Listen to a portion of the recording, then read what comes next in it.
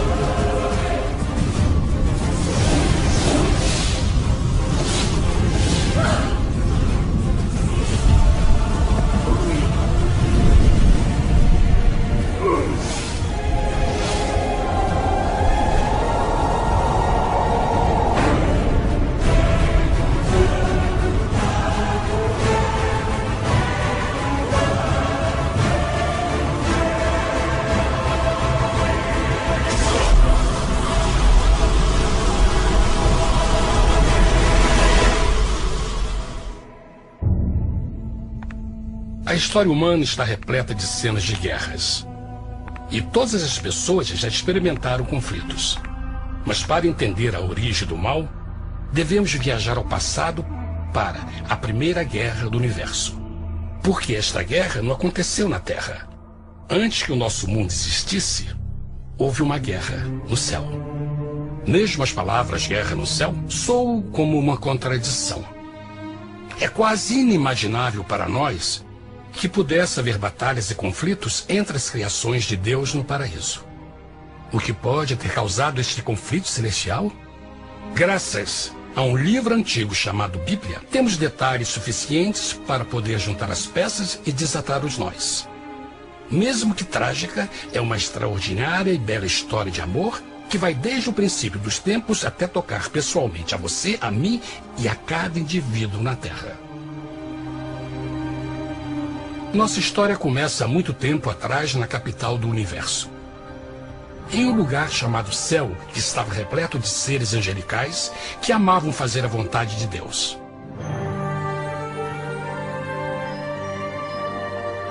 Sob o justo e amoroso governo do Criador, todo o céu desfrutava uma existência de felicidade e perfeita paz. O príncipe supremo do paraíso e comandante dos anjos era o poderoso e amoroso Filho de Deus, mais conhecido com o nome que adotou quando veio à Terra, Jesus. Ele tinha o mesmo propósito e pensamento com Deus, o Pai. O céu, sob o comando compassivo do Pai, Filho e Espírito Santo, provou ser um maravilhoso lugar de paz e alegria. Para realizar as ordens de Deus, a Trindade estava rodeada de um oceano virtual de inumeráveis espíritos ministradores chamados serafins e querubins, mais conhecidos como anjos. Estas poderosas e inteligentes criaturas descobriram que a felicidade estava em cumprir as ordens do Todo-Poderoso. Mas Deus criou um extraordinário anjo para atuar como líder de toda a multidão celestial. A Bíblia nos diz que seu nome era Lúcifer, que significa portador da luz. Este querubim foi o maior ser criado por Deus e assumia a posição mais próxima do trono de Deus, estando diretamente sob a autoridade de Jesus. A tarefa de Lúcifer era difundir a luz e o conhecimento da vontade de Deus a todos os outros anjos. Lúcifer foi o mais esplêndido ser criado por Deus. Era extremamente bonito e dotado de enormes poderes de liderança e organização. Entre os anjos, ele foi muito admirado, respeitado e amado como amigo. Mesmo assim, Deus previu o mal que Lúcifer estava a ponto de introduzir no reino da luz. Cheio de sabedoria e formosura, de todas as pedras preciosas te cobrias. Tu eras o querubim, ungido para cobrir, e te estabeleci.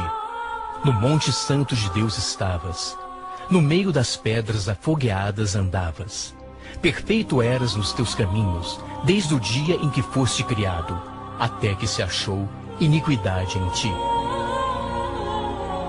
Quando Lúcifer percebeu a sua beleza e poder, seu coração pouco a pouco começou a mudar. Permitiu que seu enfoque se afastasse de Deus e direcionou seu amor para si mesmo.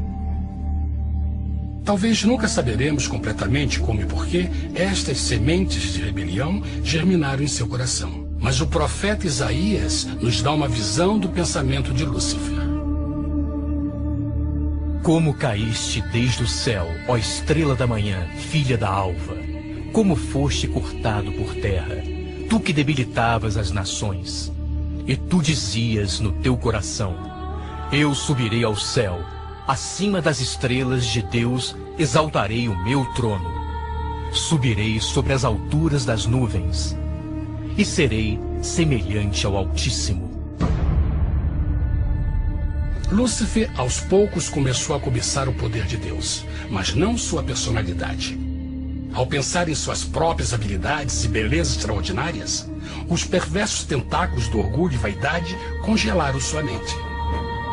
Este ressentimento e inveja fizeram com que ele violasse a lei sagrada de Deus e se rebelasse contra seu governo.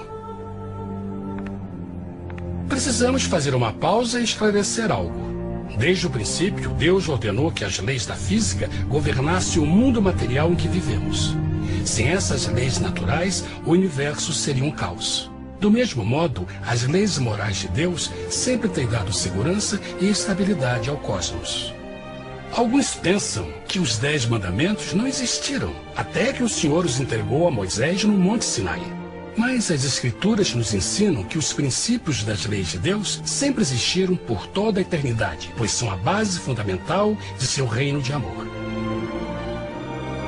Seguros todos os seus mandamentos, permanecem firmes para todo sempre, e são feitos em verdade e retidão. Os 10 mandamentos são um resumo das características de um Deus de amor. Os primeiros 4 mandamentos descrevem quem é Deus, seu poder, seu território e autoridade. Os últimos 6 descrevem como é Deus, sua honestidade, sua pureza, sua fé. Todas estas coisas sempre foram verdade e sempre serão verdade. Agora, pela primeira vez na história da eternidade, Lúcifer começou a violar esses princípios perfeitos. Lúcifer sabia que se fosse compartilhar o poder e status de Deus, necessitaria de apoio. E deu início ao trabalho. Começou sorrateiramente a circular entre os outros anjos, plantando sementes de dúvida e descontentamento a respeito da liderança de Deus, ao mesmo tempo em que, sutilmente, revelava suas próprias virtudes. Ele insinuou que Deus abusava de seu poder divino e suas leis restringiam a verdadeira liberdade e felicidade de suas criaturas. Com seu raciocínio audaz e poder de influência, Lúcifer pôde persuadir a um grande número de anjos a se unirem para seu motim. Talvez se perguntem, como tantos anjos inteligentes puderam seguir esse desertor? Bom, lembrem que até esse ponto nenhum anjo tinha escutado uma mentira. E nesse primeiro estágio da rebelião, os anjos não perceberam a obsessão de Lúcifer em assumir a posição de Deus. Não sabiam que finalmente ele planejaria a tortura e o assassinato do Filho de Deus na cruz com a intenção de ocupar o seu trono. Estranhamente, Lúcifer pensou que poderia ocultar seus verdadeiros propósitos de Deus. Ai dos que querem esconder profundamente o seu propósito do Senhor e fazem as suas obras às escuras e dizem: quem nos vê e quem nos conhece? Não pense nem por um momento que a rebelião de Lúcifer surpreendeu Deus e o pegou desprevenido. O Senhor sabe de todas as coisas e os pensamentos de suas criaturas. Ele entendia exatamente o que estava se passando pela mente de Lúcifer. E piedosamente Deus advertiu o desgarrado anjo do perigo. Mas no final, o orgulho e a vaidade não permitiram que Lúcifer se arrependesse. Então, iniciou a rebelião total contra Deus em vez da humilde obediência. Alguns podem perguntar: isso significa que Deus criou um anjo defeituoso? Não, mas ele criou Lúcifer com livre-arbítrio. Verão que o livre-arbítrio é uma coisa maravilhosa, mas também muito perigosa, incluindo o risco de uma rebelião e a possibilidade de que o amor de Deus seja rejeitado. Vejam que o amor real não pode vir de uma criatura pré-programada e não pode ser forçado. Deve ser voluntariamente dado. Por exemplo, mesmo que seja bonito este cachorro robô, na verdade, nunca poderá amar-me. Posso fazer que pareça que me ame, mas só estará seguindo instruções pré-programadas. Não tem opção.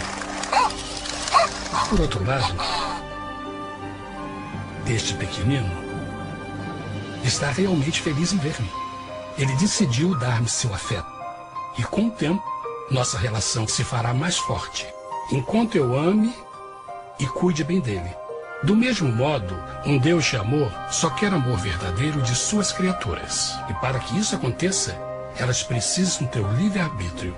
A rebelião de Lúcifer é a maior evidência de que ele tinha esta liberdade.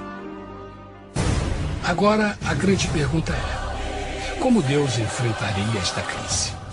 Como lidaria com Lúcifer e com os milhões de anjos que se uniram nessa rebelião? Muitos questionam por que Deus não acabou imediatamente com a rebelião. Afinal, ele poderia facilmente vaporizar Lúcifer com um raio. Mas isto teria solucionado o problema? Não, pelo contrário. Isso só teria intensificado as dúvidas e suspeitas que Lúcifer havia plantado na mente dos anjos. Lembrem que Lúcifer sabia, como ninguém mais, da engrenagem interna do governo de Deus.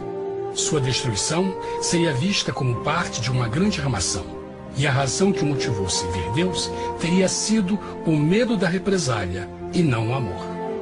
O Senhor sabia, na sua sabedoria, que a melhor forma de enfrentar a crise era permitindo que tudo seguisse o seu curso.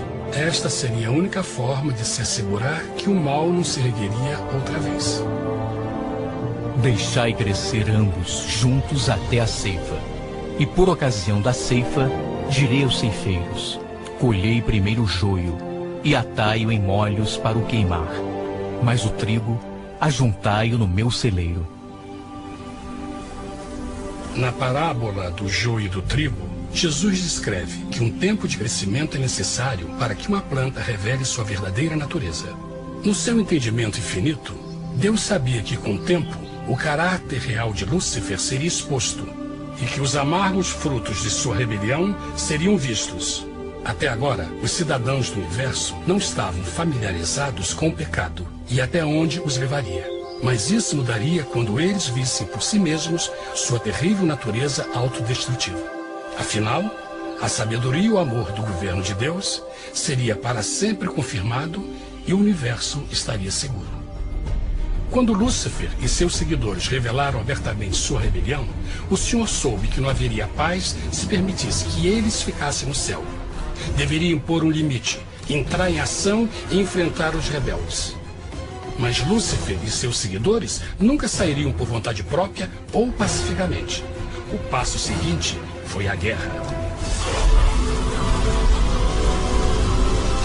E houve batalha no céu. Miguel e os seus anjos batalhavam contra o dragão. E batalhavam o dragão e os seus anjos. Mas não prevaleceram, nem mais o seu lugar se achou nos céus. E foi precipitado o grande dragão, a antiga serpente, chamada o Diabo e Satanás, que engana todo mundo. Ele foi precipitado na terra, e os seus anjos foram lançados com ele. A Bíblia não revela exatamente que tipo de armas foram usadas durante este conflito cósmico. Mas esta guerra foi como nenhuma guerra que os olhos mortais já viram.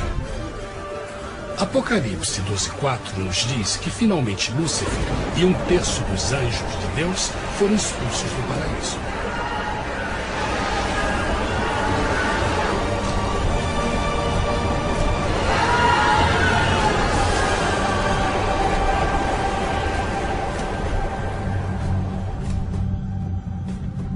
Mas e agora?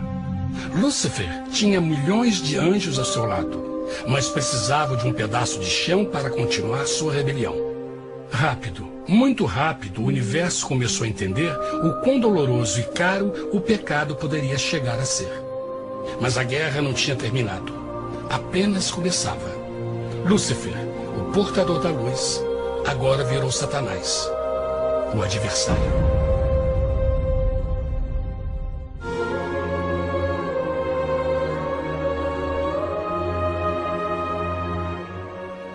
Depois da guerra no céu, Satanás e seus anjos caídos foram expulsos da corte de glória.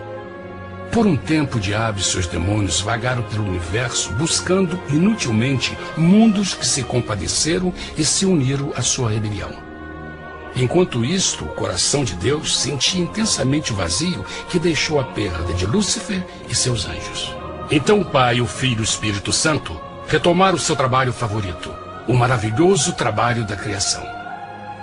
Decidiram fazer um mundo novo, pleno, com muita variedade e diversas criaturas de amor. Este novo mundo seria único, porque as criaturas principais seriam feitas à imagem de Deus. Para eles, o Senhor também daria o domínio deste planeta novo, que conhecemos como Terra. No princípio, Deus criou a terra. E viu Deus tudo quanto tinha feito, e eis que era muito bom. Que imagem maravilhosa! Deus forma um novo mundo, nosso planeta, Terra. E em cada maravilhoso dia da criação, algo novo e espetacular começa a fazer parte da cena. Por exemplo, no terceiro dia, Deus falou e uma linda e exuberante vegetação fez parte da existência. Plantas de todas as cores, formas e tamanhos. No quinto dia, o mundo estava repleto de espantosas e exóticas criaturas, que podiam tanto se elevar aos céus como deslizar pelas águas azuis. E outras podiam fazer as duas coisas.